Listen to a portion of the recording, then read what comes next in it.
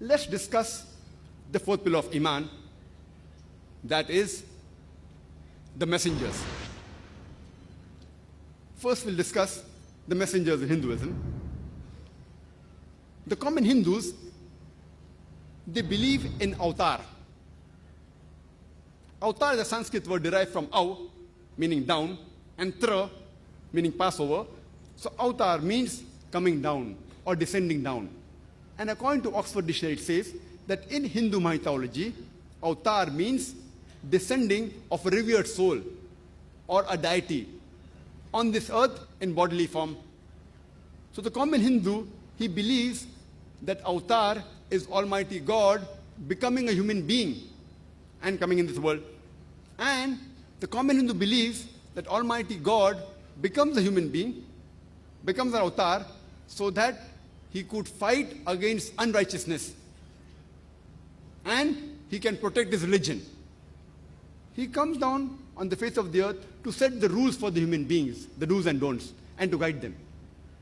And this concept they get from a verse of Bhagavad Gita, chapter number 4, verse number 7 and 8, which says, Yada yada hi dharmasya glanir bhavati bharata abhyutanam dharmasya tatatman sajjayameham, which is a very common verse recited in the beginning of Mahabharata serial, which means that whenever there is decay of righteousness, O Bharata, and rise of unrighteousness, I manifest myself. Verse number 8 says, to protect the good and to destroy the wicked, to establish the righteousness, I manifest myself in every age. Sambhavami yuge yuge. In every age I manifest myself. This concept of avatar is also repeated in Bhagavad Purana, Khand 9, Adhyay 24, Shloka 56. It says that whenever there is rise of unrighteousness and waxing of sinfulness, I incarnate myself. Almighty God incarnates himself. So this concept of avatar, Almighty God becoming a human being, which most commonly is understood by the Hindus, is nowhere to be found anywhere in the Vedas. The avatar is not mentioned anywhere in the Vedas, which are the most sacred of all the Hindu scriptures. And the Hindu scholars, they say, many of the Hindu scholars who are pure Vedantists, who purely believe in the Vedas, they say that the Sanskrit word avatar is a possession of Almighty God. It is possessive. It cannot refer to Almighty God himself. It can refer to Almighty God sending a man. So these scholars, they say that we have no objection Almighty God sending a man in this world. And if you read the Vedas, there are mention of several rishis who Almighty God has sent in this world to guide the human beings. Let's discuss the concept of messengers in Islam. Allah says in the Quran, in Surah Fatir, chapter number 35, verse number 24, وَإِم مِّنْ أُمَّةٍ إِلَّا خَلَا فِيهَا النَّذِيرٌ. There is not a nation or a tribe without a warner having lived among them in the past. Allah says in Surah Ra'd, chapter number 13, verse number 7, وَلِكُلِّ قَوْمٍ هَادٍ. And to every nation have we sent a warner. There are several messengers sent on the face of the earth. But the last and final messenger was Prophet Muhammad, peace be upon him. And it's mentioned in Surah Ahzab, chapter number 33, verse number 40. مَا كَانَ مُحَمَّدٌ أَبَا أَحَدٍ مِّن رِجَالِكُمْ وَلَٰكِنَّ رَسُولَ اللَّهِ وَخَاتَمَ النَّبِيِّينَ وَكَانَ اللَّهُ بِكُلِّ شَيْءٍ عَلِيمًا.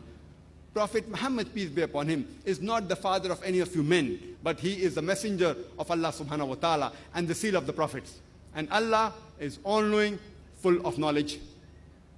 Since Prophet Muhammad, peace be upon him, was the last and final messenger, unlike the previous messengers who were sent only for their people, and the message was meant to be followed in totality, only for a particular time period. Since Prophet Muhammad was the last and final messenger, he was not sent only for the Muslims or the Arabs. Allah says in the Quran, in Surah Anbiya, chapter number 21, verse number 107, وَمَا أَرْسَلْنَاكَ إِلَّا رَحْمَةً لِلْعَالَمِينَ. That we have sent thee not but as a mercy to all the worlds, as a mercy to all the creatures, as a mercy to the whole of humanity. Allah repeats the message in Surah Sabah, chapter number 34, verse number 28. وَمَا أَرْسَلْنَاكَ إِلَّا كَافَّةً لِلنَّاسِ بَشِيرًا وَنَذِيرًا. That we have sent thee not but as a universal messenger, giving glad tidings and warning them against sin. But most of the human beings yet do not know. And Prophet Muhammad, peace be upon him, said, it's mentioned in Sahih Bukhari, volume number 1, in the book of Salah, chapter number 56, hadith number 429. The Prophet said that all the previous messengers that came before me, they were sent only for their people, for their nation. But I have been sent as the last and final messenger to the whole of humanity. In Islam, we don't agree that Almighty God has to come in this world and become a human being. This philosophy of Almighty God becoming a human being is called as anthropomorphism, which many religions believe in this philosophy that Almighty God became a human being, and they have a logic for that. What they say, that Almighty God is so holy, He is so pure, He does not know the shortcomings of the human being. How does the human being feel when he's hurt? How does the human being feel when he's in trouble? How does the human being feel when he has got problems? So that's the reason Almighty became a human being, so that He could set the rules, the do's and don'ts for the human beings. On the face of it, it sounds like good logic. Almighty God, so holy, so pure, He does not know the shortcomings of the human beings. Therefore, to set the rules, He became a human being. I am asking a simple question. Let's suppose I manufacture a VCR, a video cassette recorder.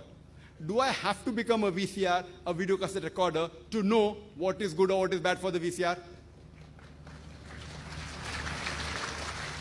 If I manufacture a VCR, since I'm the manufacturer, since I'm the creator, I don't have to become a VCR to know what is good or what is bad for the VCR. What do? I write an instruction manual.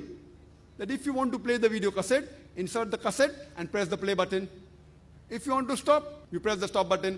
If you want to fast forward, press the FF button. Don't drop it from a height, it will get spoiled. Don't immerse it in water, it will get damaged. I write an instruction manual. I don't have to become a VCR to know what is good or what is bad for the VCR if I've created the VCR. Similarly, Almighty God, since He is the creator of the human beings, He doesn't have to become a human being to know what is good or what is bad for the human being. What does He do? He chooses a man amongst men and communicates with them on a higher level, who we call as messengers. And He reveals this instruction manual to guide the humankind. And the last and final instruction manual of Almighty God, it is the glorious Quran. The do's and don'ts for the human being is mentioned in the last and final instruction manual of the human beings, that is the glorious Quran. So the Islamic concept perfectly matches with the concept of the Vedas.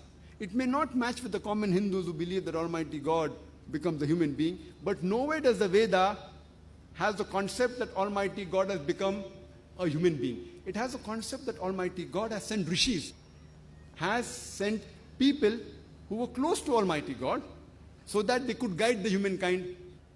And there are mentions of several rishis and messengers in the Vedas.